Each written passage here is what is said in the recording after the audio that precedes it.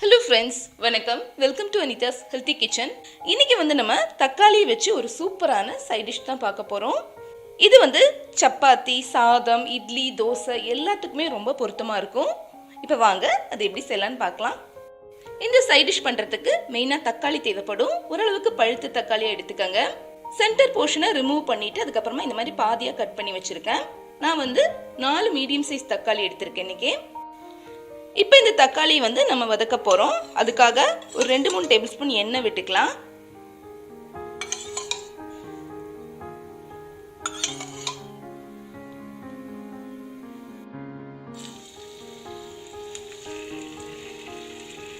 இப்போ எண்ணெய் லேசாக சூடானதும் தக்காளி இந்த மாதிரி சேர்த்து கொடுக்கலாம்.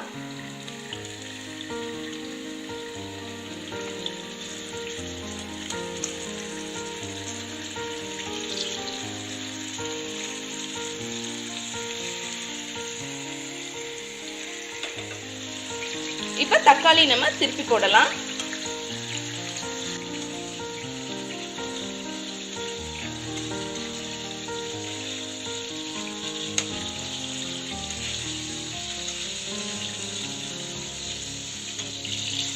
இப்ப இந்த தக்காளி ஓரளவுக்கு நல்லா வதங்குற வரைக்கும் நம்ம இந்த மாதிரி மாத்தி மாத்தி திருப்பி போட்டு நல்லா வதக்கணும். இந்த அளவுக்கு வதங்குற வரைக்கும் நம்ம மாத்தி மாத்தி திருப்பி போட்டு வதக்கி எடுக்கணும். இப்போ இதை நம்ம எடுத்து வச்சிடலாம். இப்போ இன்னொரு கடாய் வச்சுக்கலாம். கடாயில கொஞ்சமா எண்ணெய் விட்டுக்கலாம். இப்போ இதுல ஒரு 7-8 காஞ்ச மிளகாய் சேர்த்துக்கலாம். மிளகாய் உங்க காரத்துக்கு ஏற்ற மாதிரி எடுத்துக்கோங்க.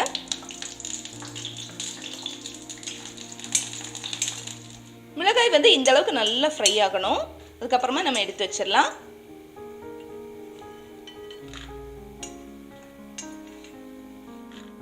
அடுத்து இதுல ஒரு 7-8 பூண்டு பல்ல சேர்த்து கொடுக்கலாம்.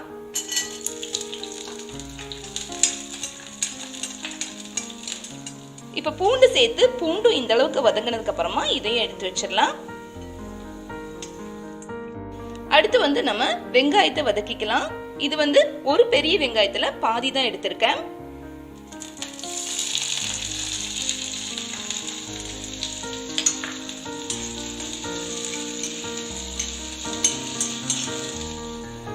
வெங்காயம் வதங்கிட்டு இருக்கும் போதே இதுல கொஞ்சமா கருவேப்பிலை சேர்த்து கொடுக்கலாம்.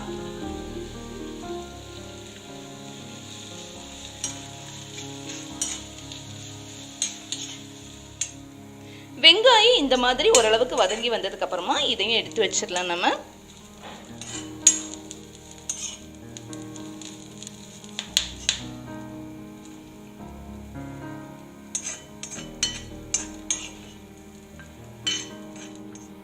இப்போ நம்ம ஒரு அகலமான பாத்திரம் எடுத்துக்கலாம். இதுல நம்ம ஏற்கனவே வறுத்து வச்ச மிளகாயை சேர்த்துக்கலாம். இதை நம்ம இடிக்கல்லால லேசா இந்த மாதிரி தட்டி கொடுத்தோம்னா நல்லா பவுடர் மாதிரி ஆயிடும்.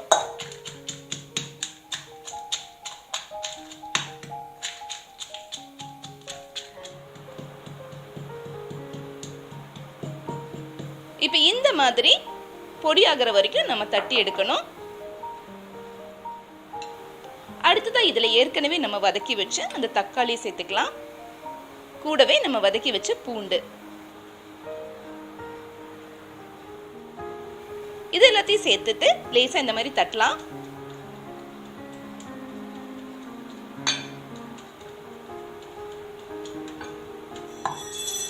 இப்ப எல்லாமே ஓரளவுக்கு நல்லா மிக்ஸ் ஆயிடுச்சு. அடுத்ததான் இதுல நம்ம தேவையான அளவு உப்பு சேர்த்துக்கலாம். கூடவே நம்ம ஏற்கனவே வதக்கி வச்ச வெங்காயம் இதையும் சேர்த்து நல்லா மிக்ஸ் பண்ணிக்கலாம்.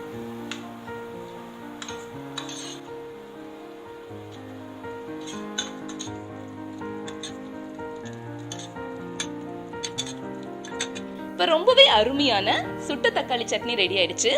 மிக்ஸியோ கரண்டோ எதுவுமே தேவையில்லை. இந்த சட்னிக்கு கரண்ட் இல்லாதப்ப கூட நம்ம ரொம்ப சுலபமா இந்த சட்னியை ரெடி பண்ணிடலாம்.